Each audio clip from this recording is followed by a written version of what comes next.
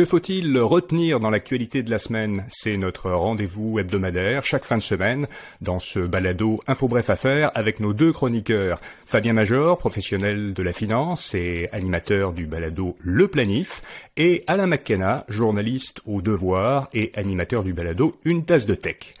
Première chose à retenir cette semaine.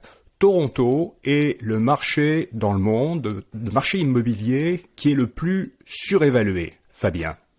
Oui, ça vient des données du 7e rapport annuel de l'Union des banques suisses, UBS, à ne pas confondre avec USB, sur la surchauffe immobilière mondiale. C'est sous forme de liste. On présente un tableau qu'on appelle le UBS Global Real Estate Bubble Index. Alors, l'indice de bulle immobilière.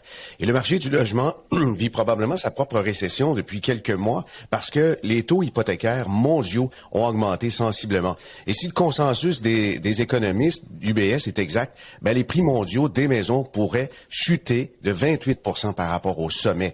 Et le classement, il est basé sur 5 facteurs. C'est vraiment très intéressant parce qu'on ne tient pas compte seulement du prix par rapport aux revenus, mais du prix du loyer, le changement du ratio hypothèque PIB, le changement du ratio construction PIB et le prix relatif de la ville par rapport à son pays.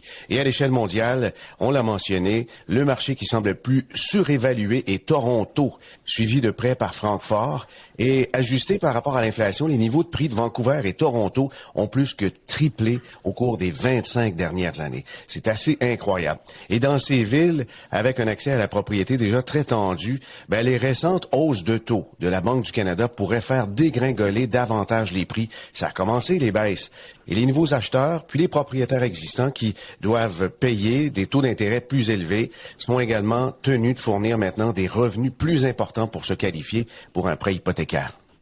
Bon, alors le classement, les données datent probablement, a été basé sur des données qui datent probablement d'il y a quelques mois. Comme tu l'as dit, le marché a commencé à bouger quand même. Comment tu vois les choses évoluer dans les prochains mois ou la prochaine année? Je pense que la tension pourrait demeurer quand même flotter pendant quelques mois, peut-être 6 mois, avant qu'on voit des contractions importantes, parce qu'il ne faut pas oublier que les salaires ont augmenté énormément avec certaines villes qui sont confrontées à des pénuries de main-d'œuvre très qualifiées ou avec des emplois très bien rémunérés. L'augmentation des salaires fait en sorte que c'est un peu soutenable, en fait, pour quelques mois certainement. Bon, en tout cas, on laisse Toronto championne du monde pour une fois. Montréal ne se plaint pas d'être devant Toronto dans ce classement. Pas du tout. On n'a pas à être jaloux. Deuxième chose à retenir cette semaine. On s'en doutait, on le savait, mais là des chiffres viennent le confirmer. Vraiment, on répare de moins en moins les appareils électroniques et les appareils électroménagers. Alain. Oui, on le savait, le problème des déchets électroniques, c'est un problème global. Le Canada échappe pas à la tendance. En fait, l'Amérique du Nord produit en fait 40% de tous les déchets électroniques dans le monde, ce qui est plus que sa juste part, n'est-ce pas? Et là, ce qu'on a eu cette semaine, c'est un premier rapport pan-canadien de la société, de l'organisme Équiterre, là, qui s'est vraiment penché sur la question des déchets électroniques, mais du manque de réparabilité ou en fait du manque de popularité de la réparation. On critique souvent les fabricants en disant on sait les appareils sont de moins en moins conçus pour être réparés, mais il y a aussi un peu la faute aux consommateurs. Et ce qu'on a appris cette semaine, c'est que entre 2020 et 2021, la période qui a été étudiée par Équiterre, seulement un Canadien sur 5 a fait réparer un appareil, que ce soit un appareil électronique ou un électroménager qui aurait eu un bris ou qui serait tombé en panne au cours de l'année précédant le sondage. Ça veut dire donc, si on retourne la statistique à l'envers, que 4 Canadiens sur 5 ne font pas réparer leurs appareils quand ils brisent. Ils les jettent à la poubelle, ils en achètent un nouveau. Cette proportion-là est en hausse par rapport aux données disponibles précédentes. Les plus récentes données à ce sujet-là remontent à 2018 et ce qu'on voit, c'est que la tendance, justement, est à la hausse vers la production de déchets. Donc, on produit plus de déchets parce qu'on les jette plus, parce qu'on répare moins nos appareils.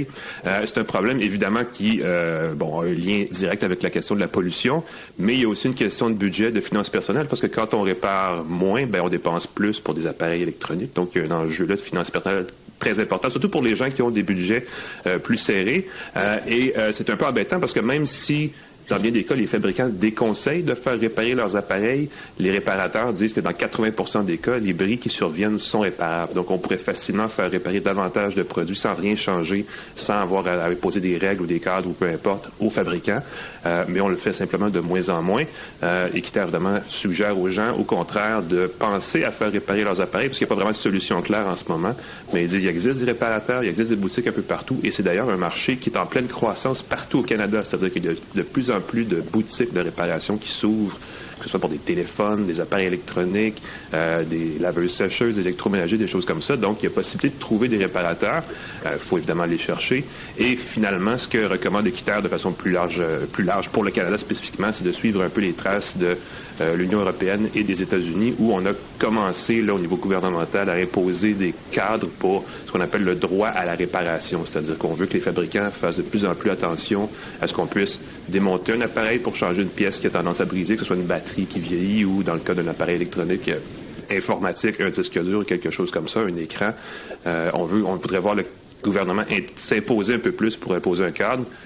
Ça arrive pas encore, mais entre-temps, quand même, la question se pose et se suggère, en fait, au public de dire, c'est peut-être à vous aussi de trouver un réparateur et de faire affaire avec eux. Ça revient moins cher la plupart du temps et ça fonctionne très bien.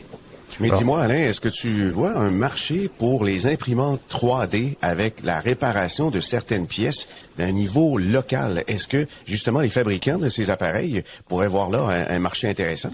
Oui, ça reste très niché, mais ça existe déjà. Là. On a les Fab Labs, le laboratoire de fabrication de composants, peuvent facilement, il y en a un à Montréal, entre autres, fabriquer sur demande des pièces qui sont essentiellement imprimées dans le format idéal pour remplacer un composant.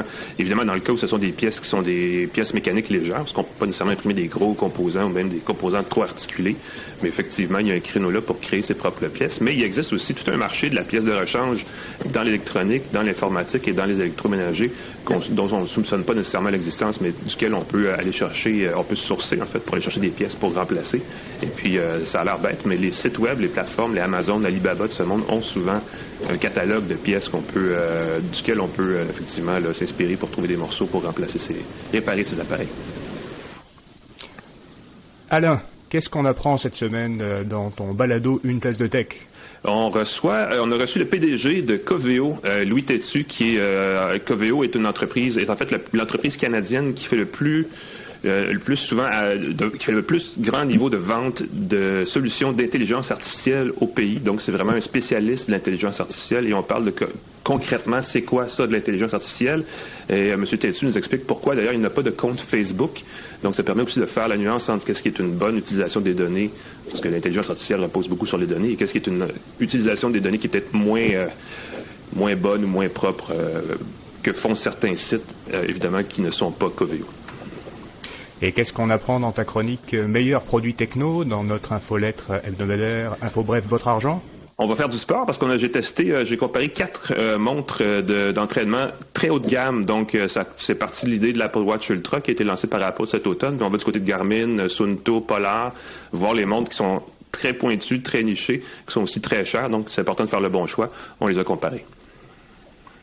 Fabien, qu'est-ce qu'on apprend dans ton balado Le Planif cette semaine?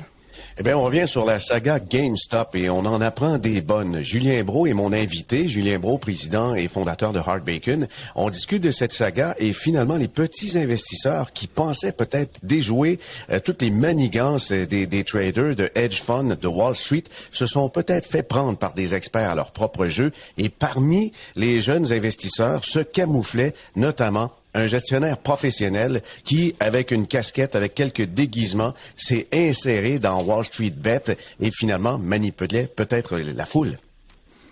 Et qu'est-ce qu'on apprend dans ta chronique Conseils pour vos finances dans notre infolettre InfoBref Votre Argent? Mais là aussi, il y a de quoi étonner. En 2022, peu de place pour se réfugier pour faire des rendements avec nos investissements, mais certains ont très bien tiré leur épingle du jeu, notamment ceux qui utilisent la vente à découvert. Et je vous parle d'un gestionnaire basé à Montréal qui a réussi à produire jusqu'à maintenant un rendement de 47% cette année en vendant à découvert principalement des titres techno. Alain et Fabien, merci. On vous retrouve la fin de semaine prochaine pour notre autre épisode à retenir de ce balado InfoBref à faire. Un balado que vous pouvez écouter tous les matins. C'est un bulletin de nouvelles audio du lundi au vendredi. Je vous donne rendez-vous pour vous donner l'essentiel des nouvelles économiques et financières en moins de 5 minutes chaque matin sur la plateforme, votre plateforme de balado préférée. Maintenant aussi sur Alexa. Et puis, vous pouvez en faire une routine matinale. Et puis, bien sûr, sur YouTube avec la version vidéo de notre épisode hebdomadaire. Merci, à bientôt.